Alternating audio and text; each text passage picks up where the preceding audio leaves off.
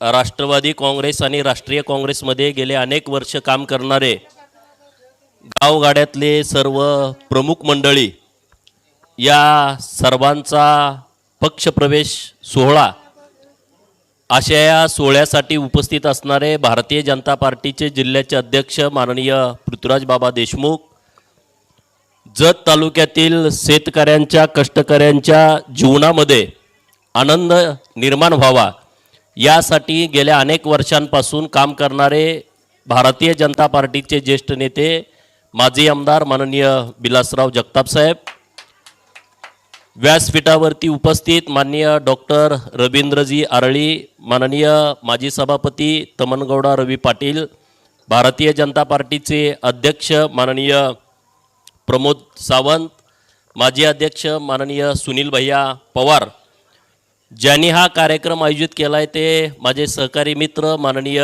संजयजी तेली, आणि आता व्यासपीठावरती बरेच मान्यवर आहेत. चुकून एखाद्याचं नाव राहिलं तर नाराज व्हायला नको, पण ज्यांनी पार्टीमध्ये प्रवेश केला त्या सर्वांचं भारतीय जनता पार्टीमध्ये सहर्ष स्वागत आहे. त्या ज्या अपेक्षा ठेवून, ज्या इच्छा ठेवून, ज्या आकांक्षा ठेवून त्यांनी भारतीय जनता पार्टीमध्ये प्रवेश केला आहे, निश्चित त्यांच्या सर्वांच्या इच्छा पूर्ण होतील. कारण सर्वसामान्य लोकांच्या कल्याणासाठी आणि सर्वसामान्य लोकांची कामं व्हावीत ही भावना ठेवून हे सगळे कार्यकर्ते भारतीय जनता पार्टीत आलेले आहेत. त्यामुळं भारतीय जनता पार्टीमध्ये तुमची निराशा अजिबात होणार नाही. मी तुमच्या सगळ्यांना भारतीय जनता पार्टीच्या वतीनं शब्द देतो आणि शब्द दिलेला आमचा पाळायची ही आमची सगळ्या नेते मंडळींची सवय आहे. त्यामुळे तुम्ही अजिबात चिंता करू नका. पहिल्यांदा जे उद्घाटन झालं फिरोज भैया त्यांच्या आम्ही पूर्वी कार्यक्रमाला आलो होतो. काही सरपंच बसवराजजी पाटील प्रमुख मंडळी आहेत, नंतर बाबू जाधव, शिवानंद कल्लोळे, सुरेश कल्लोळे, बंडू पवार, मैदुनीन तांबोळी आणि इतर सर्व सहकारी यांनी प्रवेश केला. पहिल्यांदा आम्ही उद्घाटन केलं जगताप साहेबांच्या शुभ हस्ते, पृथ्वीराज बाबांच्या हस्ते. राष्ट्रवादी काँग्रेसचं कार्यालय होतं, त्या कार्यालयामध्येच आता भारतीय जनता पार्टीचं कार्यालय सुरू झालंय. म्हणजे ही गंभीर बाब आहे, हे काय साधी सोपी घटना नाही आहे. भारतीय जनता पार्टीचा झेंडा आज राष्ट्रवादीच्या कार्यालयावरती लागलाय. मी तुम्हाला विश्वासानं सांगतो, हाच भारतीय जनता पार्टीचा झेंडा येत्या काही काळामध्ये राष्ट्रवादी काँग्रेसच्या प्रदेशाध्यक्ष जयंत पाटलांच्या घरावरती दिसेल. इथं थांबणार नाहीये.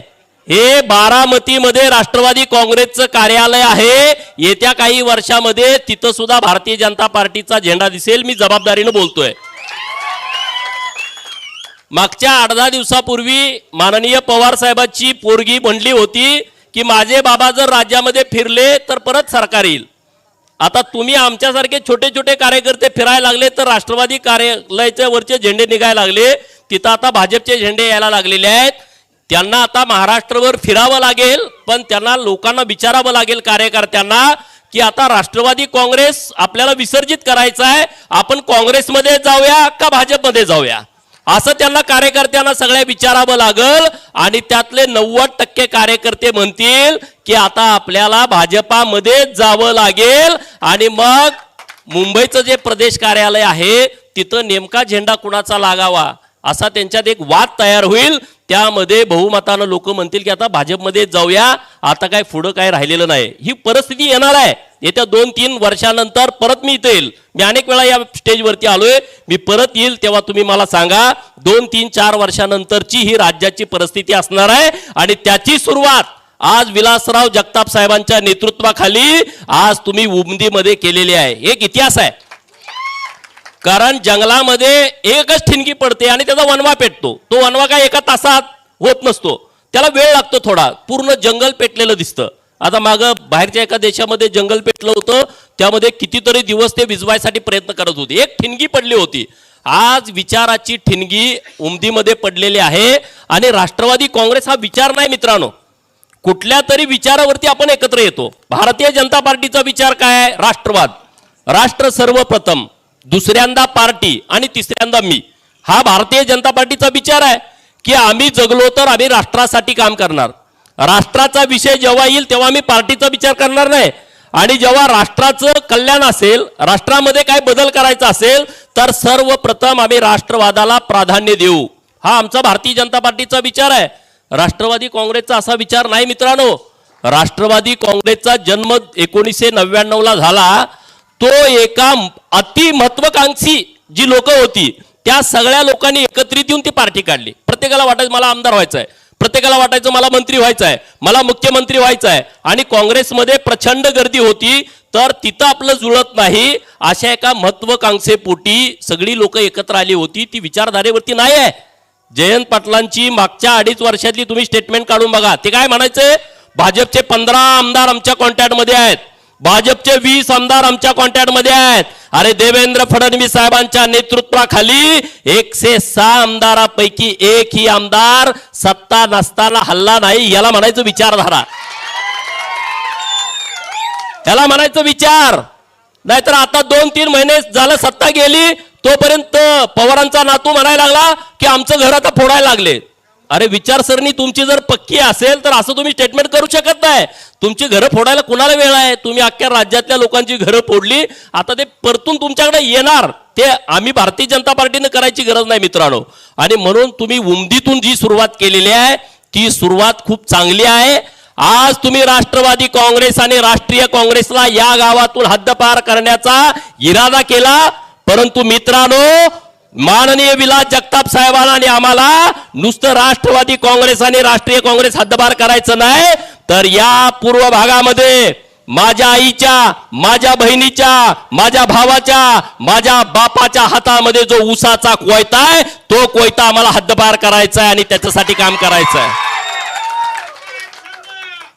त्याच्यासाठी आम्हाला काम करायचं आहे, त्याच्यासाठी आम्हाला मेहनत घ्यायची आहे, त्याच्यासाठी आम्हाला सत्ता लागते, त्याच्यासाठी आम्हाला सरकार लागतं. आणि त्याचं तुम्हाला उदाहरण कळलं असेल, जलसंपदा खात्याचं मंत्रीपद जयंत पाटलाच्या हातात असताना सुद्धा त्यांना जत तालुक्यासाठी 1 रुपया धरता आला नाही. आपलं सरकार आल्यानंतर माननीय देवेंद्र फडणवीस साहेबांनी लगेच पैसे धरले. हा बदल आहे, हे काम करायची पद्धत आहे. जगताप साहेब आमचे आमदार नाहीत तरी सुद्धा तुम्हाला शेतामध्ये पाणी देण्यासाठी लागणारा फंड हा माननीय जलसंपदाचं जे खातं आता देवेंद्र फडणवीस साहेबांच्याकडे आहे त्यांच्याकडून लगेच त्यांनी मंजूर करून घेतला. ही काम करण्याची पद्धत आहे.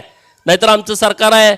मी वारंवार तिथं जिल्हा नियोजनच्या बैठकीमध्ये भांडत होतो पालकमंत्री असताना जयंत पाटलांना की तुम्ही जत, आटपाडी, खानापूर आणि कवठेमंकाळ या तालुक्याला समान वागणूक देत नाही, समान न्याय देत नाही, आमच्या हिस्स्याचं तुम्ही निधी आम्हाला देत नाही. आणि हे तुम्हाला आता जाणवत असेल, या सगळ्या गोष्टी तुमच्या सगळ्यांच्या लक्षात येत असेल मित्रांनो. आणि म्हणून भारतीय जनता पार्टीच्या नेतृत्वाच्या जगताप साहेबांच्या पाठीमागं तुम्ही खंबीरपणे उभं राहावा मित्रांनो. मागं तुम्ही जिल्हा परिषदला सत्ता दिली, जिल्हा परिषदला तुम्ही सत्ता दिली, जिल्हा परिषदमध्ये 5 वर्ष सत्ता मिळाल्याच्या नंतर 2 वेळा तुम्हाला मानाचं स्थान जिल्हा परिषदमध्ये मिळालं. एकदा तमनगौडांच्या रूपानं आणि एकदा सुनील पवार यांच्या सौभाग्यवती यांच्या रूपानं 2 वेळा सभापती पद मिळालं.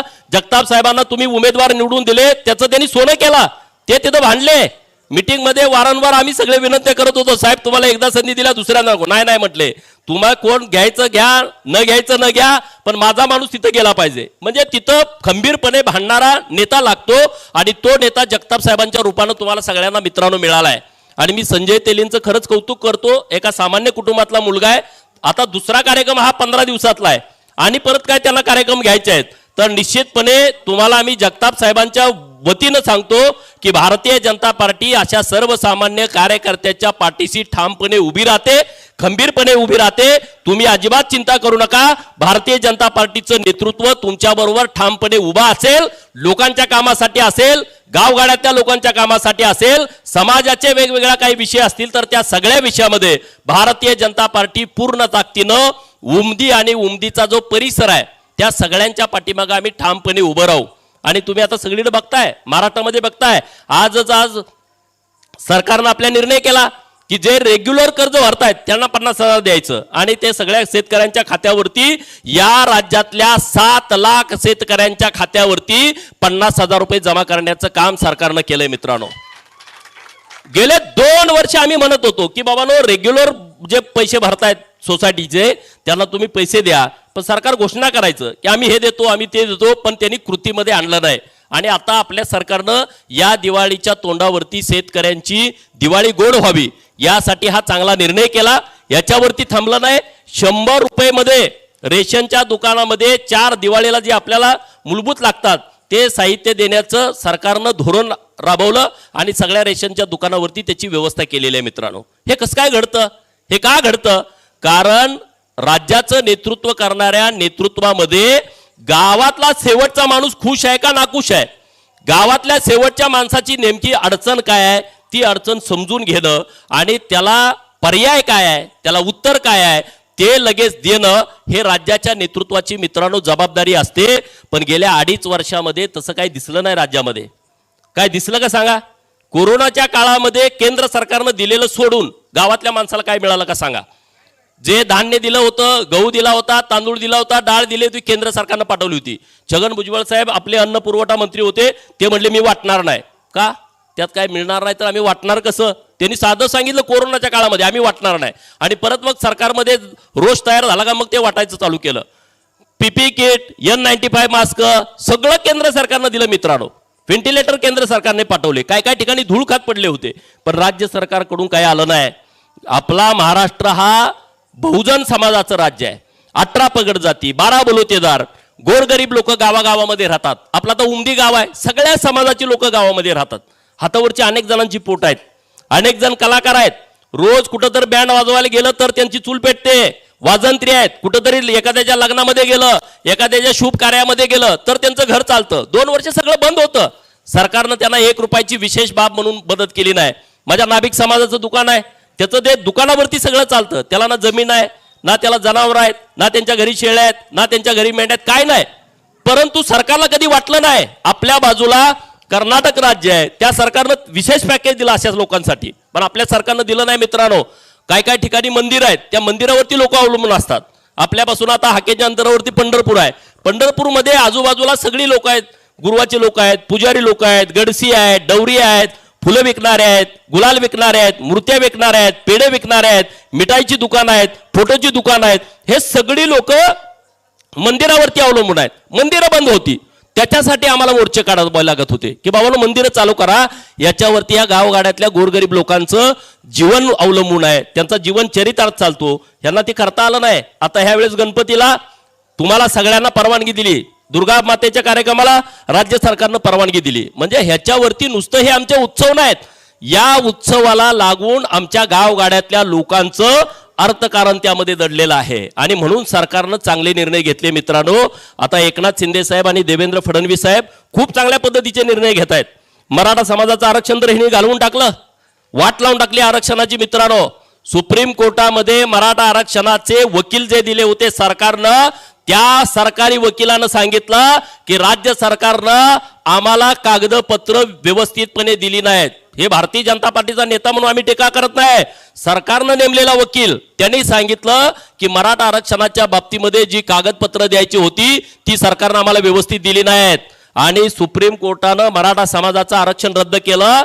इथपर्यंत ठीक होतं, पण जो गायकवाड आयोग, देवेंद्र फडणवीस सरकारने जो गायकवाड आयोग निर्माण केला होता, त्या आयोगानं या महाराष्ट्रातल्या गरीब मराठा समाजाचं मागासलेपणाचा अभ्यास करून एक अहवाल केला होता तयार, की त्या अहवालावरती हे आरक्षण मिळालं होतं. मित्रांनो, ते जर अहवाल टिकला असता तरी आता मराठा समाजाला आरक्षण देणं सोपं झालं असतं. तोही अहवाल यांनी टिकू दिला नाही. मित्रांनो, सगळ्यात मोठं पाप यांनी केलं. त्याच्या पुढे ओबीसीचं आरक्षण, ओबीसीचं गावगाड्यातल्या 346 जातींचा समावेश असणारा ओबीसी आहे. एक नाही त्यामध्ये समाज, त्यामध्ये धनगर आहे, त्यामध्ये वंजारी आहे, त्यामध्ये तेली आहे, त्यामध्ये माळी आहे, त्यामध्ये साळी आहे, त्यामध्ये कोष्टी आहे, त्यामधला गावातला छोटा छोटा घटक सोनाराचा आहे, लाहोराचा आहे, कुंभाराचा घटक आहे, रामोसे, वडर आहे, बेडर आहे. मुसलमान समाजाच्या अनेक जाती ओबीसी मध्ये आहेत. कितीतरी लोक आहेत, 346 जाती आहेत. मित्रांनो, यांना गावगाड्यामध्ये सरपंच होत येत होतं, गावगाड्यामध्ये ग्रामपंचायतचा सदस्य होता येत होतं, जिल्हा परिषदेचा सदस्य, पंचायत समितीचा सदस्य, नगरपंचायतचा, नगरपालिकेचा, महानगरपालिकेचा. यांनी आरक्षण घालवून टाकलं. आणि रोज काय म्हणायचे मीडियात, आता कितीतरी एज्युकेटेड लोक आहेत, आम्ही सगळे व्यासपीठावरच्या लोकांना सगळ्यांना माहित आहे की केंद्र सरकार इम्पेरिकल डेटा देत नाही म्हणून आरक्षण मिळत नाही. या राज्यातले कितीतरी ओबीसीचे तज्ञ, स्वतःला समजणारी लोक त्यांनी पेपरमध्ये बातम्या छापून आणल्या की केंद्र सरकार आम्हाला इम्पेरिकल डेटा देत नाही, त्यामुळे आरक्षण मिळत नाही. राष्ट्रवादी काँग्रेस, राष्ट्रीय काँग्रेस, शिवसेनेच्या लोकांनी वारंवार सांगितलं. मित्रांनो, आपलं सरकार आल्यानंतर 15 दिवसाच्या आत देवेंद्र फडणवीस साहेबांनी जाहीरपणे सांगितलं होतं, आमचं सरकार येऊ द्या, तुम्हाला 1 महिन्याच्या आत आम्ही आरक्षण देतो. आणि सरकार आल्यानंतर 15 दिवसाच्या आतमध्ये सुप्रीम कोर्टामध्ये केस चालवून महाराष्ट्रातल्या 346 जातींचा समावेश असणाऱ्या ओबीसींचं हे राजकीय आरक्षण पुनर्स्थापित करून दिलं. हे नेतृत्वामध्ये धमक लागते.